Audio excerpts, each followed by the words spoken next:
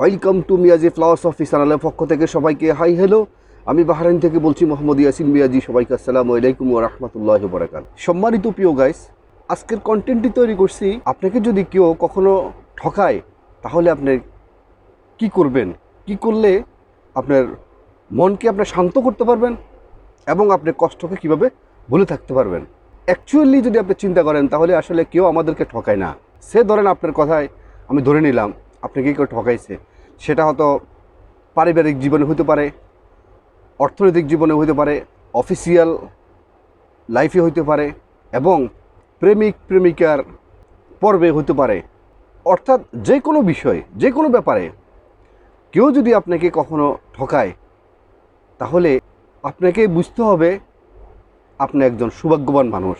আপনার ছেলে হন, মেয়ে হন, আজকের ভিডিওটি দেখার পরে আপনি বুঝবেন যে আপনি ঠকেননি, আপনাকে কেউ ঠকায়নি, আপনাকে স্বয়ং উপরওয়ালা আপনাকে জিতিয়ে দিয়েছে।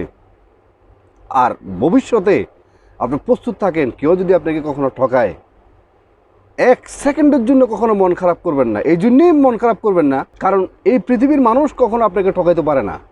আপনি কখনো ঠকেননি, আপনার সাথে কেউ কখনো বেইমানি করেনি, বরঞ্চ সেই ঠকানি থেকে, সেই বেইমানি থেকে শিক্ষা গ্রহণ করে আপনার সামনের দিকে এগিয়ে যাবেন।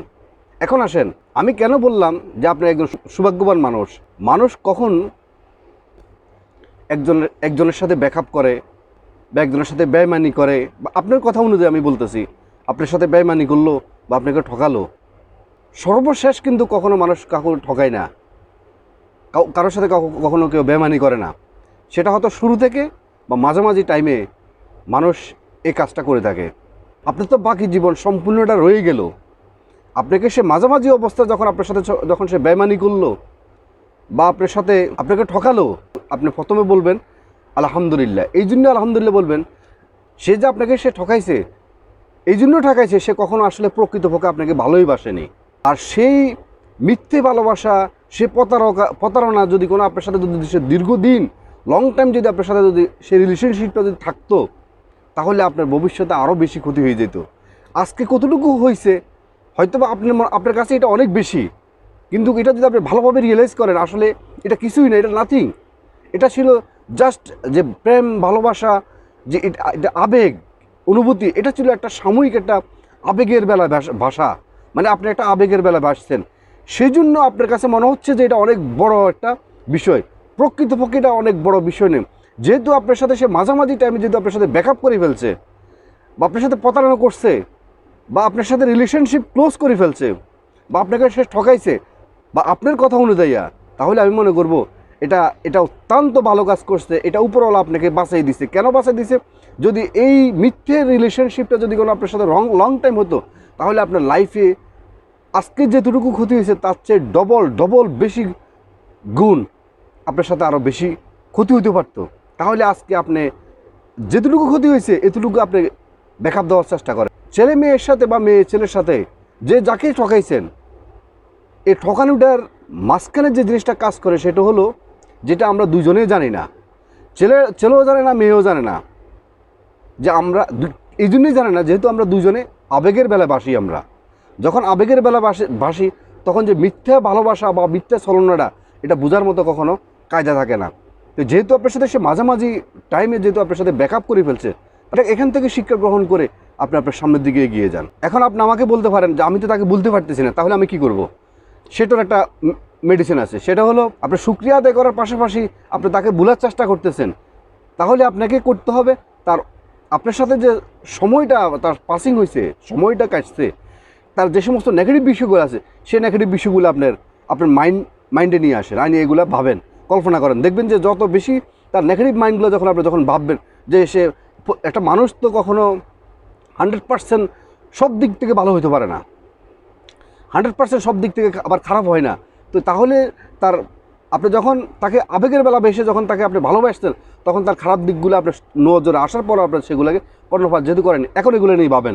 দেখবেন যখন আপনি ভাববেন তার নেগেটিভ সেন্সগুলো যখন আপনি বারবার যখন আপনি ব্রেনকে দিবেন তো আপনাকে হেল্প করবে, সেটা হলো তাকে আপনি অতি দ্রুত আপনি তাকে ভুলে দিতে পারবেন। দেন এখন আসেন, সেই ভুল থেকে শিক্ষা গ্রহণ করে আপনি এখন সামনের দিকে এগিয়ে যান। আপনি আপনার কর্মের মধ্যে ফোকাস করেন, যত বেশি কর্মের মধ্যে ফোকাস দিবেন তত বেশি আপনি তাকে বলে দিতে পারবেন এবং আপনার সামনের দিকে এগিয়ে দিতে পারবেন। আর একটা ছেলের জন্য, একটা মেয়ের জন্য, কখনো একটা মানুষের জীবনে কখনো কোনো কিছু থেমে থাকতে পারে না। মানে অর্থাৎ আজকের বর্তমানে আমি যদি প্রকৃত কথা বলি, তাহলে সঠিক প্রেম বলতে কিছুই নেই। যে স্বর্গীয় যে প্রেম ভালোবাসাটা, এই স্বর্গীয় প্রেম ভালোবাসাটা সম্পূর্ণ জাহান্নাম হয়ে গেছে। এটা হলো একটা দেহ খেলার একটা বিজনেস হয়ে গেছে। তো সুতরাং বিয়ের আগে কখনো প্রেম ভালোবাসা বলতে কিছুই নেই। যেটুকু করছে বাস এনাফ, ফার্স্ট ইজ ফার্স্ট। এখন আপনি আপনার কর্মের মধ্যে ফোকাস করেন। কর্মের মধ্যে যখন ফোকাস করবেন, তখন দেখবেন যে আপনার মিথ্যা ভালোবাসা, মিথ্যা ছলনা, সে যে আপনার সাথে মিথ্যা ছলনা করছে, ভালোবাসা করছে, সবগুলো আপনি ভুলে যেতে পারবেন। এবং আপনি যখন আপনার পাওয়া রাখবেন, কর্মের মধ্যে সার্বক্ষণিক যখন আপনার কর্মের মধ্যে যখন আপনার ফোকাস করবেন, তখন দেখবেন যে এই সমস্ত মিথ্যা ভালোবাসাগুলো আপনি ভুলে যাবেন। তারপর আসেন প্রেমিক প্রেমিকার বিষয় তো গেলেও, পারিবারিক জীবনে, অর্থনৈতিক জীবনে, রাজনৈতিক জীবনে এবং আপনার অফিসিয়াল জীবনে বা আপনার কর্মজীবনে, প্রত্যেকটা সেক্টরে যে প্রেম ভালোবাসা যেটা সৃষ্টি হয়, এখানেও আপনার 99% স্বার্থের কারণে সেখানে ভালোবাসা সৃষ্টি হয়। কখনো বিনা স্বার্থে কখনো ভালোবাসা সৃষ্টি হয় না। তো সুতরাং স্বার্থপর এলে মানুষ কেটে পড়বে, সুতরাং সাবধান। এবং কেউ যদি কোনো আপনার কর্মজীবনেও যদি কোনো আপনাকে ঠকায়, তাহলে আপনি আলহামদুলিল্লাহ বলবেন। এই জন্য আলহামদুলিল্লাহ বলবেন। এবং সঠিক মানুষ আপনি চিনতে আপনার জন্য এটা সহজ হয়ে যাবে। কিন্তু যখন আপনার সম্পর্কে সম্পৃক্ত থাকেন, তখন তো আবেগের বেলায় বাসেন।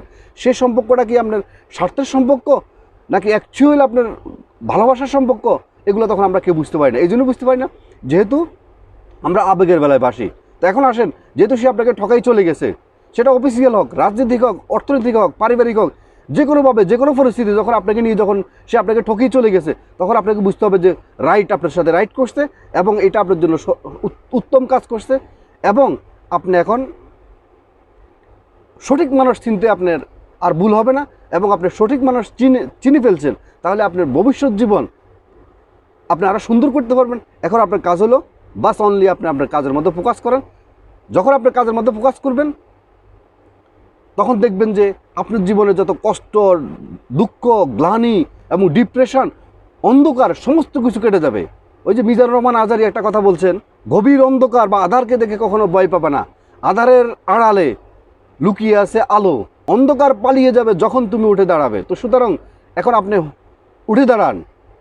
আপনি সঠিক মানুষ চিনি ফেলছেন, স্বার্থপর মানুষ চিনি ফেলছেন। এখন আপনার কাজ হলো শুধু আপনার কাজের মধ্যে ফোকাস করা।